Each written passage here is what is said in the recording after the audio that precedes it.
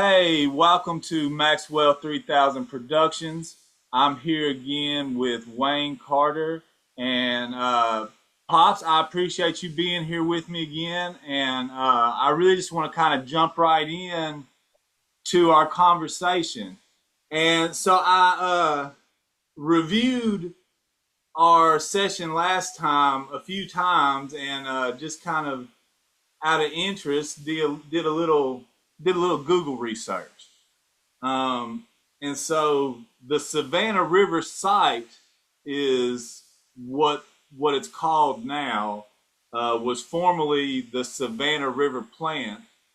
Um, is a U.S. Department of Energy reservation located in Aiken, Allendale, and Barnwell counties of South Carolina, which is along the Savannah River, approximately 25 miles southeast of Augusta, Georgia. You know what I mean? I guess I threw that in there just because I know Augusta, so that gives me a little bit Right.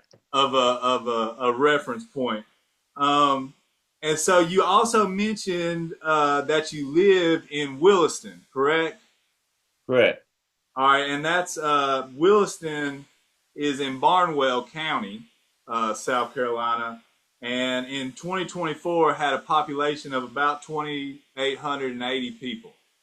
Big place. Um, yeah, and so it is also the center of the Charleston Hamburg Railroad line.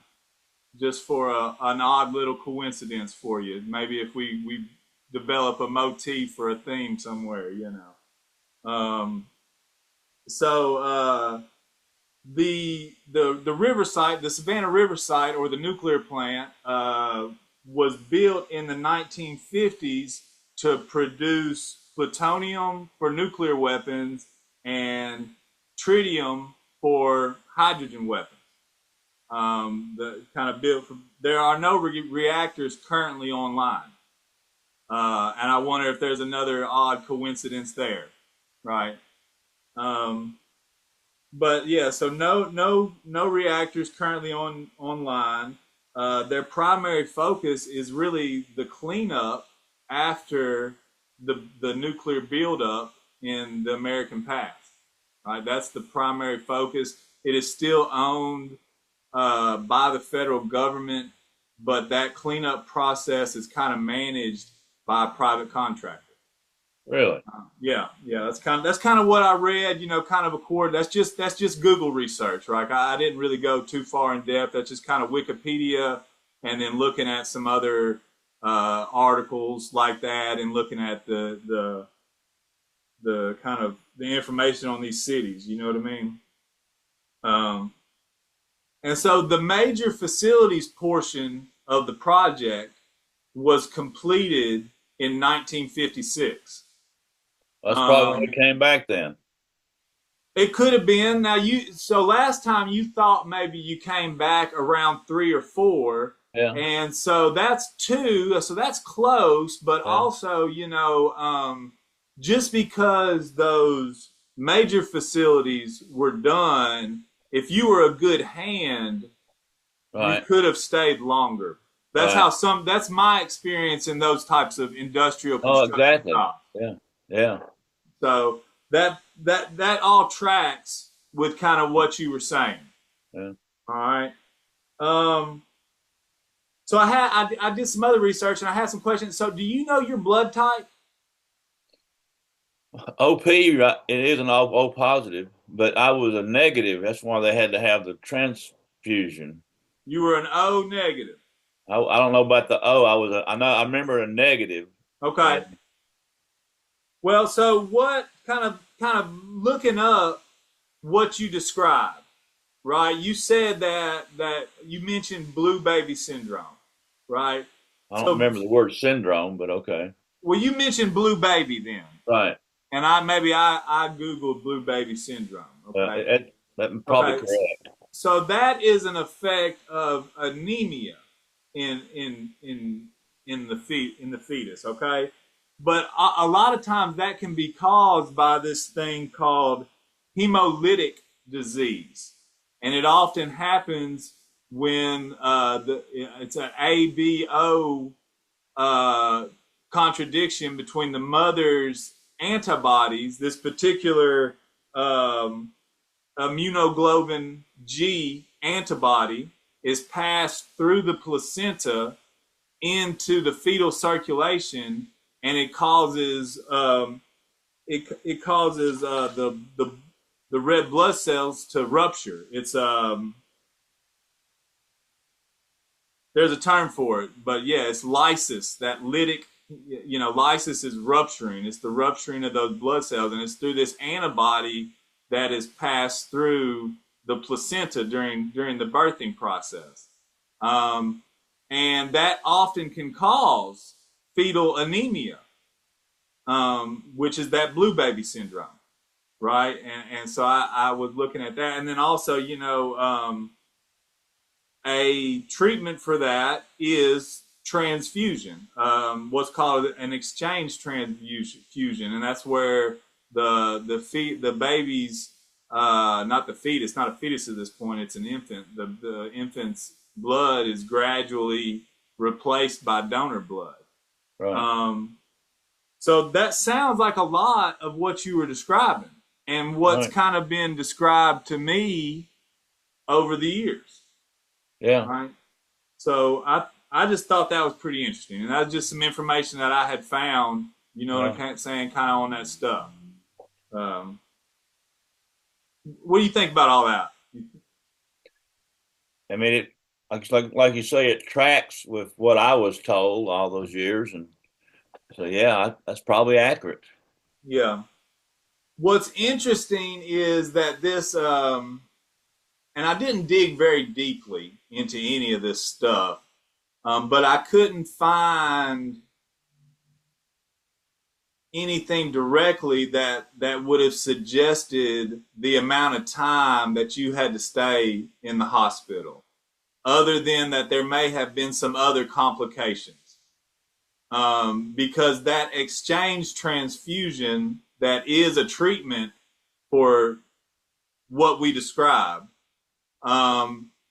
it generally only takes a few hours, 4 or 5 hours at the most,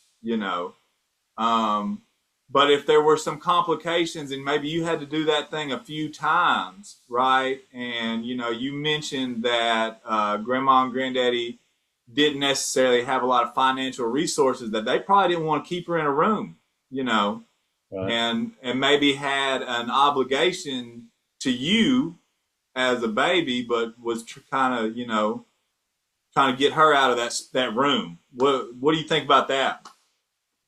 Well, and I don't know if what you're describing as far as the treatment plan or how long we plan it is that today's mechanism of doing it versus what it would have been back in 1954.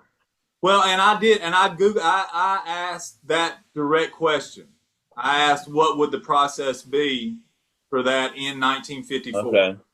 and Okay. it was a little bit longer, but it was, so now it should take about 90 minutes. Then it Yeah. may have taken 5 hours or so. Yeah.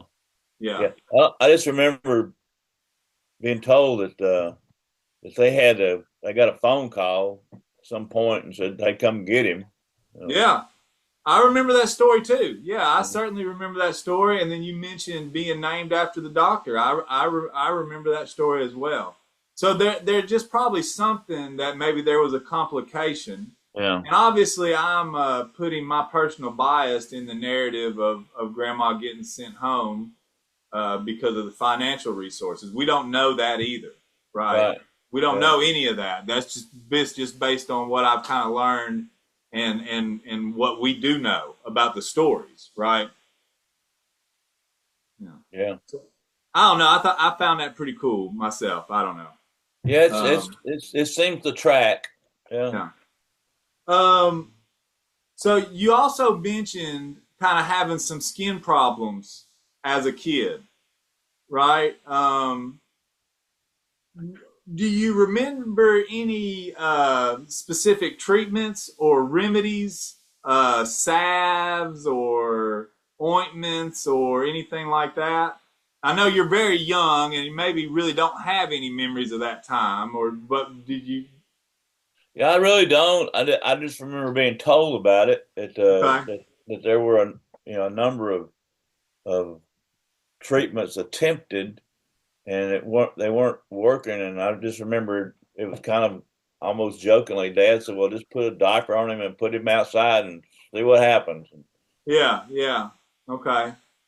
Well, so and just reading on some other literature for a book club with somebody else, that the author mentioned that the rich use the healthcare system to experiment on the poor, and then what works they use on themselves, and what doesn't work they just get rid of.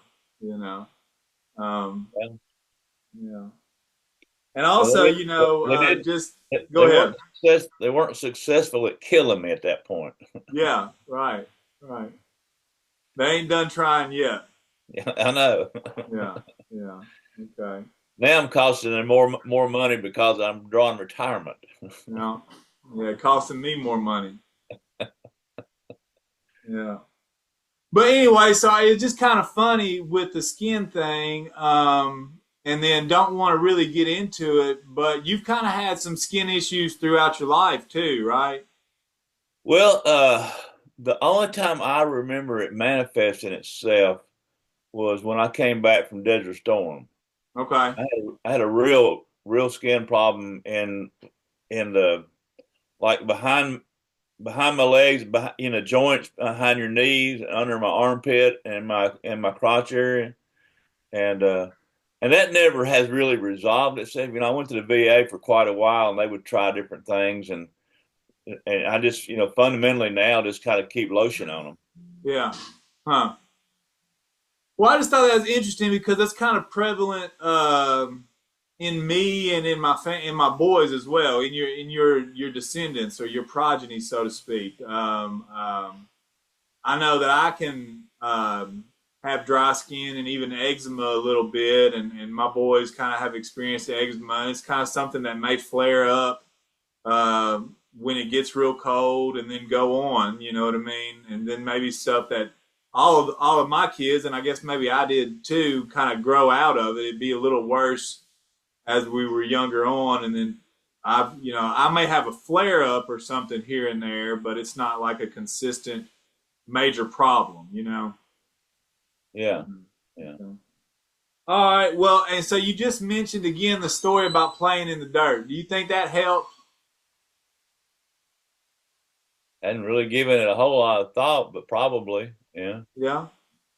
All right. Why do you think it probably helped then? I mean, I think it probably did, right? And I think there's some support to that as far as exposure uh, um, to certain things on small levels to get a kid used to it and to build up the immune system. You know. So. Well, what about do you remember any other issues they might have had with you as a youngster? No, well, I know I could not have regular milk. I had to have goat's milk Yeah, I was going to ask. So that's what I was going to ask you about. up until, and I don't remember what age that went away, but I just remember that being, told to me. Yeah, and just sometime you grew out of that. Yeah. Okay. They ever say you have any problem nursing or anything like that? No, I don't remember. I don't remember any conversations about that. No. Okay. Okay. All right, all right. That's something else that's kind of the sins of the father that's been passed on. You know, Rachel has the lactose, and Maxwell has the lactose issue. He's grown out of it, but he still drinks almond milk. He won't touch uh, regular milk unless it's just a necessity, and it won't bother him. But he's got a taste for almond milk. So, anyway. Yeah. All right. So you also you said most of that most of the information on your early life really came from your parents, right? Yeah, and I get some of it. I got it from Betty and Judy, but yeah, Yeah. yeah, Well, and so I asked you to kind of work on maybe a little short introduction to them. Would you mind kind of introducing Joe Maxwell Carter and Rose Arnold Carter for us? yeah. Well, Dad, Joe Maxwell Carter, was born August 29th, 1919, and he died August 29th, 2009. So he made it to age 90. And I just remember probably the last couple of years of his life that he said, would say something to effect, "I'm gonna make it to 90." Well, he made it. You Yeah, yeah. know. I was looking at the obituaries, and it said that he was a native of Davidson County, and I don't ever remember hearing anything about them living in Davidson County, unless maybe back in the day that strip of Wilson County might have been part of Davidson. I did a little looking at that. I couldn't see where that ever happened, but Think I don't know maybe a why they said hospital maybe that's what it was. Yeah. because it said Mother's was the same way. It said she was a native of Davidson County. I never really thought about that. yeah, yeah, yeah. Uh, but Dad and all the Carters were raised up on farms there in Wilson County. I mean, I was been to the old home place, and I remember when the grandparents died, and I was very young, but they were excavating the property and getting it sold and that kind of deal, home place. And I think I probably drove you by the home place, and I think the old original fireplace is still standing. I think they tore the cabin down uh, and put a trailer or modular home there. But I think they actually may use the old fireplace. Hmm. It's been years since I've been by over there. Okay. And so you said when you talk, and what you're talking about right now, you're talking about your grandparents' home, your Correct. grandparents' farm. On my dad's side. Right. Okay. Uh, and so what were their names? Harv was granddad's name, and Cora Brown Carter was my grandmother's name. Now, I did not remember my granddad. He may have been around when I was born, but he was uh, pretty much dead. What I remember. Now, Cora, my grandmother, lived with Aunt Louise for years. I was around her a lot, my young years. Okay, you said Cora Brown. Okay. Now, would I could I assume that that Brown may have been a maiden name? Because when we look at Grandma's name, that Rose Arnold Carter, Arnold is her middle name. Same thing with my wife. She is Courtney Hall Carter. Do you think I could assume that for Cora? That's what I've assumed. Yeah. Okay. And if I remember correctly, Harvey Carter, Harv, died in 1954. If I just feel like I remember looking at that tombstone I've got a at picture. Yeah, some. I've got a picture of the tombstone. I don't recall that, but that certainly could be. Now I'm fairly certain, but Okay. I don't remember what month, and I may be mistaken altogether. Um, but okay, so I'm interested in. You said that they had a farm, right? Yeah. Where was this farm in this fellowship community that you mentioned? Correct. Okay, so I've been working on this thing here and there throughout the week, and I don't know how much time how much we're really going to get into because I want to keep this as concise as we can, but I want to do this as many times as we can. Um, I've been kind of doing a little work on this thing throughout the week, and yesterday Noah and Baylor and I we decided to hop on in the truck and put eyes on all this, you Okay. know. And so we rode through from Lebanon, which is the Wilson County seat, we rode southwest to Gladeville. Okay,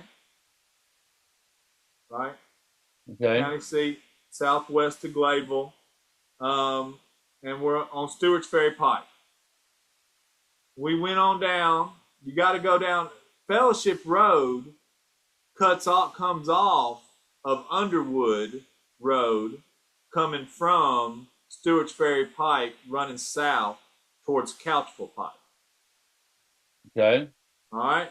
So I passed Carter Farms, right? Right.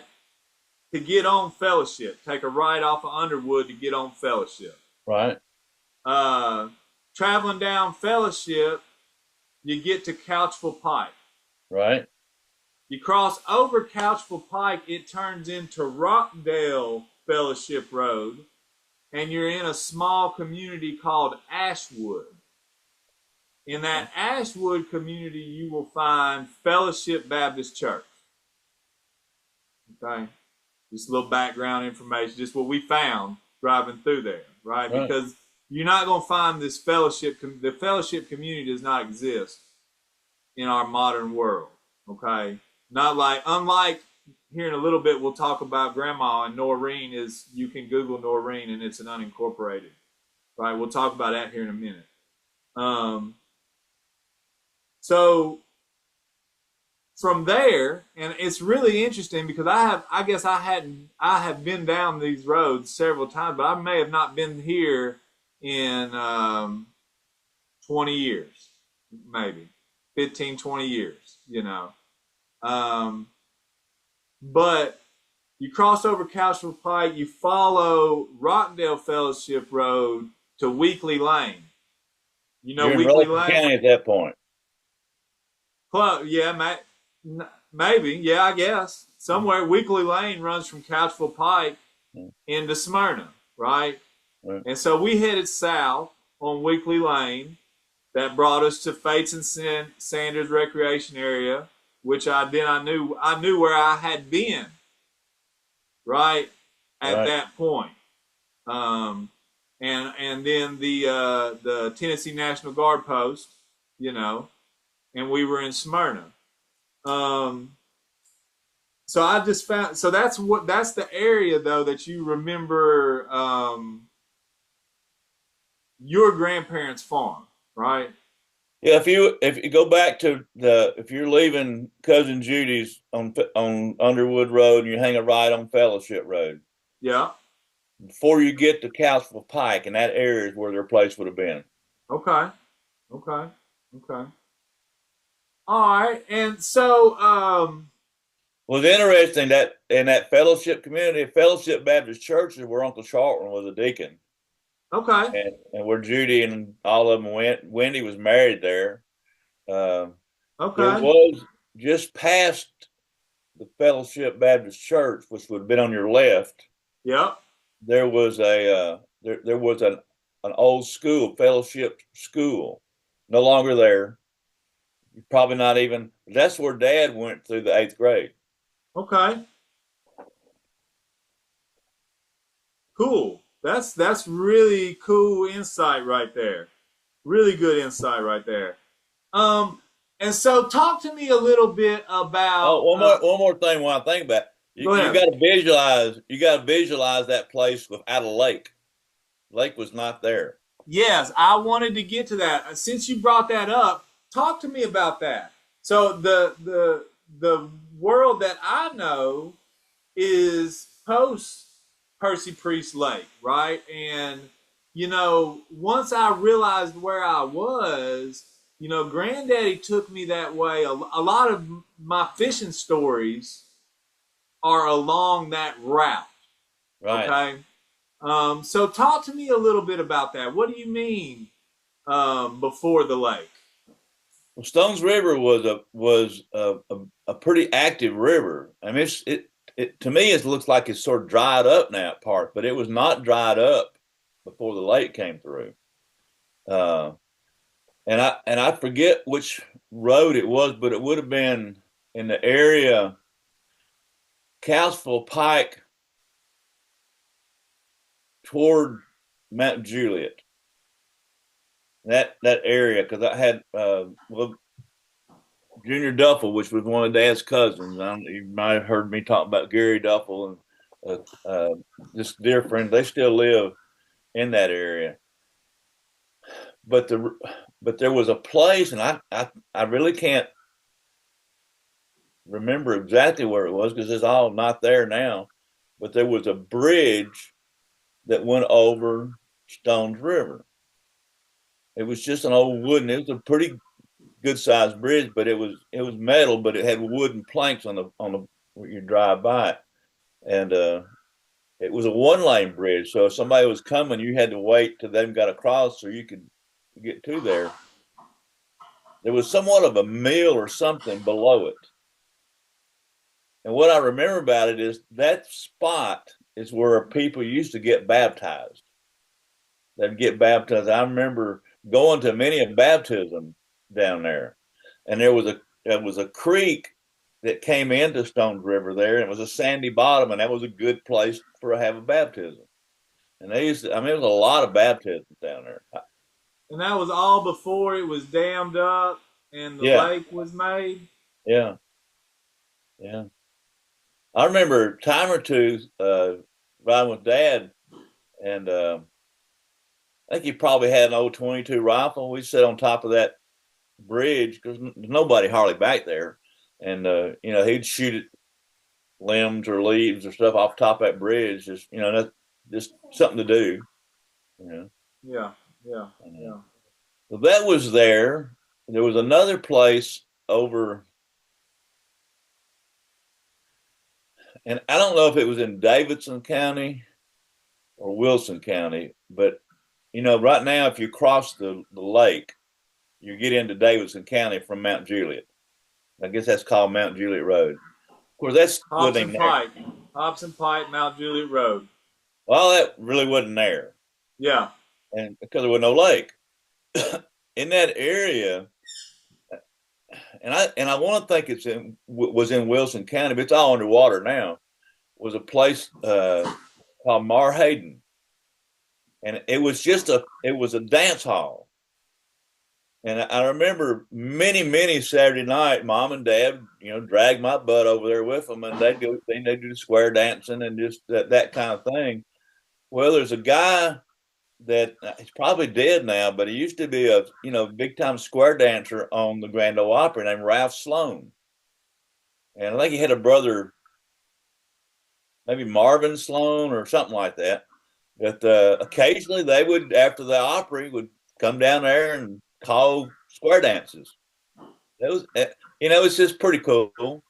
that is really cool. That's really cool. And so I'm glad that you mentioned a little bit about that. And we're not going to get into a ton of that, but you're kind of you're fast forwarding to some stuff that I want to get into, and it really starts with Grandma and Granddad first meeting. You know what I'm saying? But I'm really not quite ready for that. But I really think that's a great allusion to kind of their life and culture and music and all these things. That's really I find really interesting. You know what I mean? I was just thinking that, and it just came in my mind when we were talking about the geography of that area, how it changed. None of that stuff is there None now. of it's there. Most of that's underwater. Yeah, 100%. Well, so let's get back to Granddad's family a little bit. And so, just thinking about our time, my goal, I guess, for the rest of this session is maybe we can talk about Granddad's family, and then we'll kind of break. And when we come back together, we can talk about Grandma a little bit more. Does that sound good? Sure. Okay, so tell me about, you said, Harv and Cora, and they were farmers in the fellowship, what you call the fellowship community, which is now what we would really call the Gladeville area, but it's really south of Gladeville, really, right? South of Gladeville, in between Gladeville and Smyrna. Correct. To the south, right? So, who else was there? You mentioned Aunt Louise. Granddad have any other siblings? Yeah, Uncle Charlton, which we know is Judy's dad, and of course, that's the one probably better than the rest of them because they're there in Wilson County, and they've been fairly active in the community. Good, just good, hard people. Uh, Uncle Charlton married Lyra. Aunt Lyra is all I really ever knew. They might call him Luke, call her Lukey. I don't know why. That's just a nickname, I guess. But Aunt Lyra and Uncle Charlton, because I'd spent some time over there during the summer times when I was younger, and then Uncle Douglas. Uh, it's kind of the mystery. Judy and Betty and I, my cousin Judy and my cousin Betty and I have been sort of talking about him uh, the last few years. What we just didn't know that much about him, and Okay. he ended up getting what I understand killed in Rutherford County. Uh, he ran. I don't know if he ran a little store or the beer joint or what it was, but got robbed, and and that's had he was married, got divorced, and got married to, oh gosh, I remember the second one because I was around her a bit. Um, her name escapes me right now. Okay. But they Okay. lived there in Murfreesboro area, at least when I grew up. And then, of course, Aunt Louise was Dad's sister, and she married Weston Staley. That, of course, her married name Staley, and of course, all the Betty and Carolyn and Wendell, they were last names for Staleys. Uh, pretty much grew up there in Murfreesboro, and But so for as far as Harvey and Cora's children, we got Tarleton, Douglas, Louise, and Joe Maxwell, yeah, and in that order. and in that order. Yeah. Okay. Okay. Um, and we've talked about Charlton a little bit and his situation. And he was a farmer. He had, I mean, they're still our relatives are still on that land. They have the Carter Farms out there. That is, I mean, I drove by what I knew as Uncle Charlton and Aunt Lyra's house, right? Yeah. Still there. And then, so Douglas had a store. How did he get in? Or he was a businessman. I don't know whether he had it or he was an employee. I don't think any of our guys had any money, so I doubt whether he owned the store. Okay.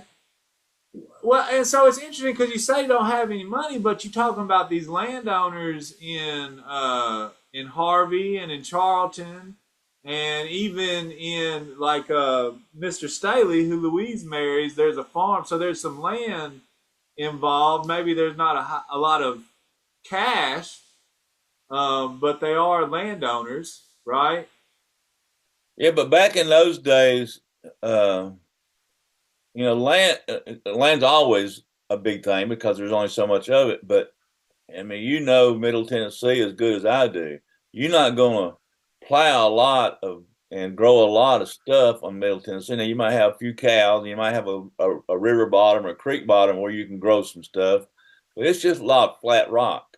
Yeah, yeah, and And particularly in that what you're calling the fellowship community area, it's not very arable. Is that what we would say? Would that be the yeah, proper? they used to kid around. If they ever seen a jackrabbit go by, he's probably carrying his own lunch. Yeah, yeah, yeah. Okay. Well, so but I kind of I can see, we can say it's very easy to say, Aunt Louise married this other farmer. But what do you know about Aunt Louise? Did she have any trade, or was she just being a domestic responsibilities on a working farm? What do you remember about that? Uh, yeah, pretty much in my memory, and there's obviously some stuff there it could be there I don't know about, but Yeah, just the domestic taking care of the kids and the house, and probably because, well, Uncle Charlton also worked construction. Okay. He was a laborer. Uh, Dad was a carpenter. Uncle Weston, which would have been Louis's husband, ended up being a superintendent on for some of these construction jobs. So they all three of those guys had some connection with construction because they weren't making a ton of money farming. Okay. All right. Well, what about so how did they get into construction? Just the need, or do you remember any you know any of these workman program projects around Middle Tennessee that we kind of hear about? Did that have anything to do with it? Yeah, I think they were all, in those depression years. Dad was born in 1919, so he'd have been what 10 at 1929. So those years, 1939, he'd been 20. yeah. And Mm. so Dad worked for what was called the WPA. And I don't really remember what WPA stood for, but it was a federal work program where they were fundamentally putting people to work to do construction stuff. And one of the ones that I remember him talking about working at was in Tullahoma. Uh, Tullahoma had ended up being a training ground for the Army, getting ready to go to World War II, because that terrain in southern Middle Tennessee on toward Chattanooga was same sort of terrain that was in Central Europe. That was a good training ground for the Army. Tullahoma was and still is an Air Force base there, but was a big Army base. And I remember one thing Dad talked about building was they built barracks for the Okay. soldiers to train. All right. And so I'd say yeah, I that's just where he got his. I'd say that's where he got his training, pretty much. yeah. It also says I just did a quick Google search. WPA projects in Tennessee, and it was also they did a lot of road building and infrastructure building, airports, parks. Cedars of Lebanon is a workman's progress administration, or what works progress administration Now, project. I didn't realize Cedar Forest was part of that. Okay. Yeah, public housing units in Cheatham Place and Andrew Jackson Courts.